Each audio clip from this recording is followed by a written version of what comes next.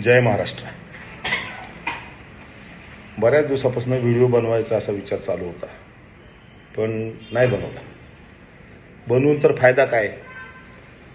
आपण आपल्या भावना लोकांना सांगण्याचा प्रयत्न करतो, पण देशातील अंधभक्ताची गँगच अशी बनलेली आहे की त्यांना ते देशाचं काय भलंय हे समजण्याच्या पलीकडचे हे लोक झालेले आहेत. पण आज व्हिडिओ बनवायचा मुद्दाम निर्धार केला. त्याचं कारण हे आहे की 2 दिवसापूर्वी लोकसभेमध्ये वंदे मातरम ह्या विषयावर 10 तास डिबेट झाली, चर्चा झाली. वंदे मातरमला 150 वर्ष पूर्ण झाले. बंकिमचंद्र चट्टोपाध्यायांनी लिहिलेले हे गीत आपल्या देशाच्या स्वातंत्र्य युद्धामध्ये वंदे मातरम हा शब्द परवलीचा शब्द झाला होता.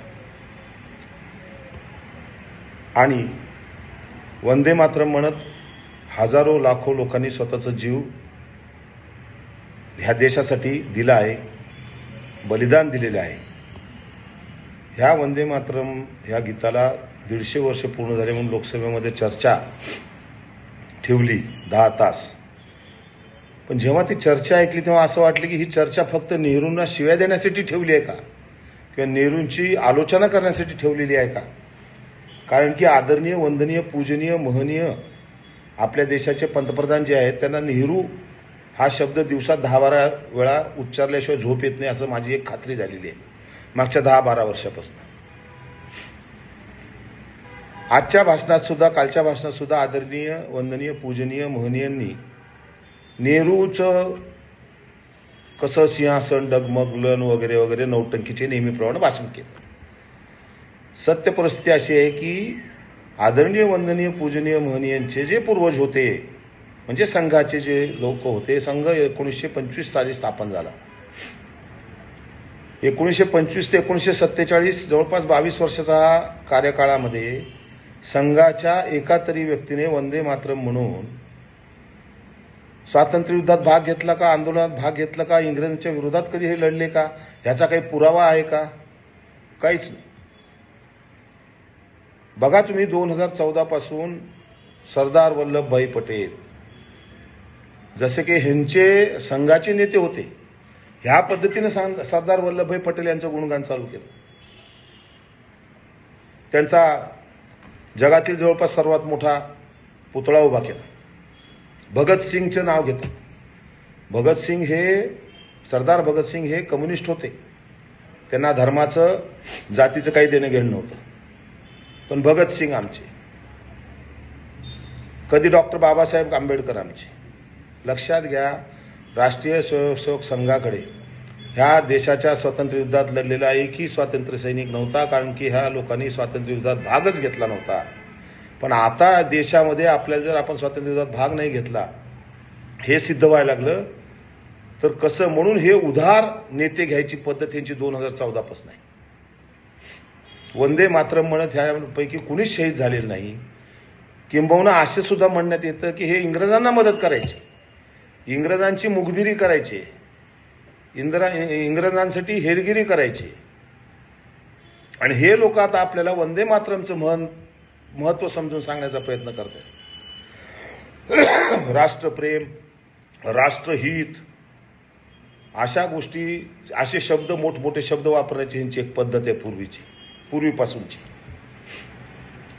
लोकसभेमध्ये कोणतं चर्चा व्हायला पाहिजे होती? ठीक आहे, 150 वर्ष पूर्ण झाली, वंदे मातरमला सॅल्यूट करायला पाहिजे. लोकसभेमध्ये त्याचा सॅल्यूट करून त्या गीताचं महत्ता सांगून विषय संपवायला पाहिजे. देशासमोर दुसरे प्रश्न आहेत का नाही? इंडिगो एअरलाइन्सनं 4-5 दिवसापासून जे उच्छाद मांडलेला आहे त्याच्याबद्दल कोणताही भाजपचा नेता बोलायला तयार नाही. लोकांचे एवढं प्रचंड नुकसान झालं त्याच्याबद्दल कोणी बोलायला तयार नाही. आणि आपली main stream media, electronic media त्यांच्याबद्दल तर न बोललेलं बरं, कारण ते इलेक्ट्रॉनिक मीडिया हा शब्द तोंडातनं काढायचा म्हणजे ते शिवी दिल्यासारखंच झालेलं आहे. एवढे बुटसाटके आणि लोचट हे इलेक्ट्रॉनिक मीडिया झालेलं आहे किंवा संपूर्ण मीडियात झालेले आहे. एक दोन अपवाद सोडले तर बाकी सगळे तसेच आहेत. अपवादामध्ये मी नावच घेतो, संदीप चौधरी आणि गरिमा सिंग ह्या दोघांचं जरा चर्चासत्र हे ग्राउंड लेवलवर आणि सत्यतेवर आधारित आहे. बाकी सगळ्यांचं बूट चाटके धंदे. अहो एवढे निर्लज्ज आहेत. काल परवाचाच मी आदरणीय पुतीन यांचा इंटरव्ह्यू बघितला. आदरणीय पुतीनला ह्या दोन महिला कोणतर पत्रकार होता, नीती मोहन का कोणतर आणि एक ती अंजना ओम कश्यप, ह्यांनी पुतीनला प्रश्न कोणते विचारले पाहिजेत, किंवा रशिया युक्रेनच्या युद्धाचं काय चाललंय, ट्रेड डीलचं काय चाललंय, आम्ही तुमच्याकडून तेल घेतोय त्याचं काय चाललंय. हे प्रश्न न विचारता तुम्ही भारताच्या पंतप्रधानांना 1 to 10 मध्ये रँकिंग कशी देता का. अहो पुतीन नाही म्हणले की असले फालतू प्रश्न विचारू नका मला. ही आपल्या देशाची मीडिया आहे. त्यांचं नाव मी नवीन ठेवले, गोदीय मीडिया नाही, आता हे बूट चाटकी मीडिया आहे. भाजपची बूट चाटकी मीडिया आहे. अंधभक्तांनी लक्षात ठेवलं पाहिजे. मोदी काय काय म्हणून आले होते, त्यांच्या भाषणाच्या जुन्या क्लिप बघा. स्टाईलमध्ये भाषणं, मोठमोठ्या शब्द वापरून भाषण. डिझेल कहा गया, ऊपर गया, नीचे गया, आणि आता काय डिझेल कुठे गेलं सांग बाबा मोदी. जब रुपया गिरता है तो देश की साख गिर जाती है. आता देशची साख लय वाढली का, 90 रुपयाच्या वर गेलाय. एक चांगलं आहे बघा मोदीचं, बरं आहे. कॉम्पिटिशन त्याची काँग्रेस बरोबर आहे. काँग्रेस मुक्त भारत बनवत काँग्रेस युक्त भाजप केली. सगळे भ्रष्टाचारी, सगळे चोट्टे नेते सगळे स्वतःच्या पक्षात आहेत, मोठमोठ्या पदावर आहेत. कॉम्पिटिशन अशी करतो भाजप बरोबर, काँग्रेस बरोबर, की काँग्रेसच्या काळात पेट्रोल किती होतं, 62-63 रुपये होतं. तुम्हाला 120 रुपयापर्यंत करून देणार. काँग्रेसनं जे काम केलं त्याच्या दुप्पट मी काम करणार. पेट्रोल 120 वर करणार, डिझेल 100 वर करणार, गॅस 1500 वर करणार. काँग्रेसच्या काळामध्ये 2014 मध्ये डॉलरचा भाव 63 रुपये होता, तुमचा 126 रुपये करणार. ही ह्या माणसाची कॉम्पिटिशन आहे. काल जे बोलतोय ते आज लक्षात राहत नाही. मुख्यमंत्री असताना आधार कार्ड खराब होतं, मुख्यमंत्री असताना जीएसटी चुकीचं होतं, सगळं लावणार तर हाच. मनरेगा चुकीचं होतं, आज मनरेगाच्याच माध्यमातून काही ना काही रोजगार मिळायला लागलेला आहे. मी ते पीएम मुद्रा योजनेचं काल बघितलं, 33 लाख कोटी रुपये आतापर्यंत वाटप झाले असं त्यांच्या ऑफिशियल साईटवर आहे. मी कालपासून प्रयत्न करतोय की लातूर जिल्ह्यात किती वाटप झाले ह्याचा काढावा प्रयत्न. सगळ्या साईटवर एक ते तुम्ही बँकात जाऊन विचारा. 33 लाख कोटी जर सरकारनं वाटलेले आहेत तर सरकारच्या वेबसाईटवर यायला पाहिजे, येत नाही. ह्यांचा एकच धंदा आहे, तुम्हाला आम्हाला धर्माच्या नावावर लढवणे. कधी राम मंदिर म्हणणे, कधी मथुरा म्हणणे, कधी काशी म्हणणे, कॉरिडॉर बनवणे. उज्जैन कॉरिडॉर बनवा, वाराणसी कॉरिडॉर बनवला. तिथल्या गोरगरिबांचे पिढ्याने पिढ्यापासून राहण्याचे घरं तोडले, तिथले मंदिरं तोडले आणि तिथं सगळे गुजराती लोक बसवले. सर्वसामान्य जनतेने हे लक्षात ठेवलं पाहिजे की ह्या महागाईमधनं, या सगळ्यातनं आपलं दुर्लक्ष व्हावं ह्याच्यासाठी हे सगळे धंदे चाललेत. ज्यावेळेस इंडिगोच्या फ्लाईट कॅन्सल होत होत्या त्यावेळेस मेन स्ट्रीम मीडिया बाबरी मस्जिद आणि कुठल्या तरी एका विषयावर कलकत्त्यातल्या मस्जिदीच्या विषयावर चर्चा करत होती. त्यांना सर्वसामान्य जनतेचं काही पडलं नाही, भाजपला काही पडलेलं नाही. त्याच्यामुळं मला माहित नाही, मी माझे मुद्दे बरोबर बोलतोय, चूक माझ्या मनात जे आले तुम्ही बोलू लागले. पटलं तर घ्या, नाही पटलं तर काय कॉमेंटमध्ये शिव्या देणार आहे तुम्ही, सगळं करणार आहे, 10 पट शिव्या द्या. पण देशाचं वाटोळं ह्या आदरणीय, वंदनीय, पूजनीय, महनीय माणसामुळे व्हायला लागलेलं आहे. ह्या देशामध्ये काही दिवसानंतर आपण भिकेला लागलेलो असं मला वाटायला लागलेलं आहे. एवढं ह्या देशाची परिस्थिती हालाकी झालेली आहे. खोटे आकडे,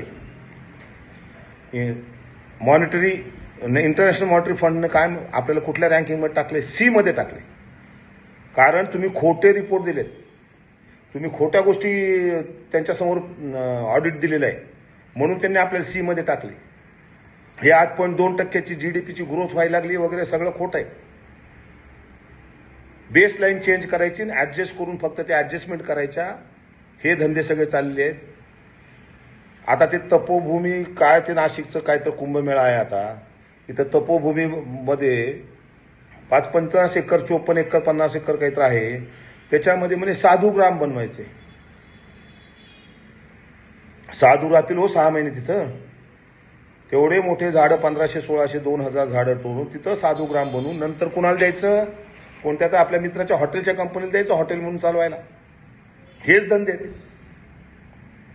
काल परवा आमदार रोहित पवार साहेबांनी सांगत होते की NHAI मध्ये नितीन गडकरी जो 4 लेनचा रोड बनवतात तो 71 कोटी पर किलोमीटर आहे, आणि शक्तीपीठाचा रोड 121 का 131 कोटी रुपये पर किलोमीटर. म्हणजे काय धंदे काय चालले? शक्तीपीठ महामार्ग कुणाला देणार? अदानीला. बिहारमधली जमीन 1 रुपये स्क्वेअर फुटानं कुणाला देणार? अदानीला देणार. आता अदानीनं ते काहीतरी पायलटचं ट्रेनिंगचं सगळ्यात मोठं जे इन्स्टिट्यूट आहे ते विकत घेतलं.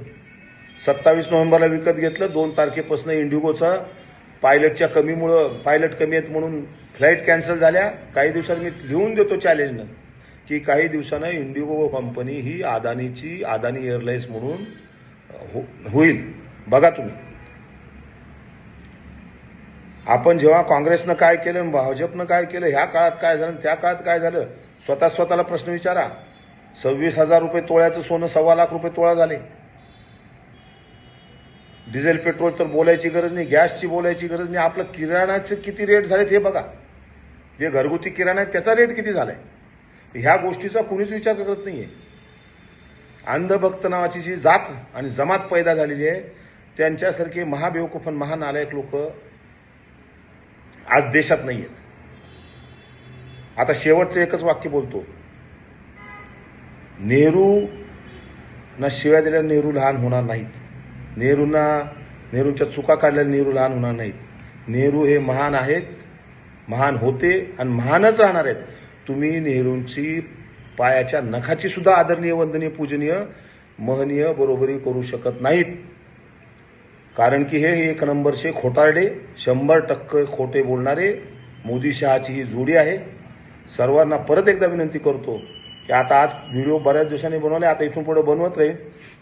बघत राहा, शिव्या देत राहा. अन्नभक्तांनी तुमचीच वाट बघत आहे. जय हिंद, जय महाराष्ट्र.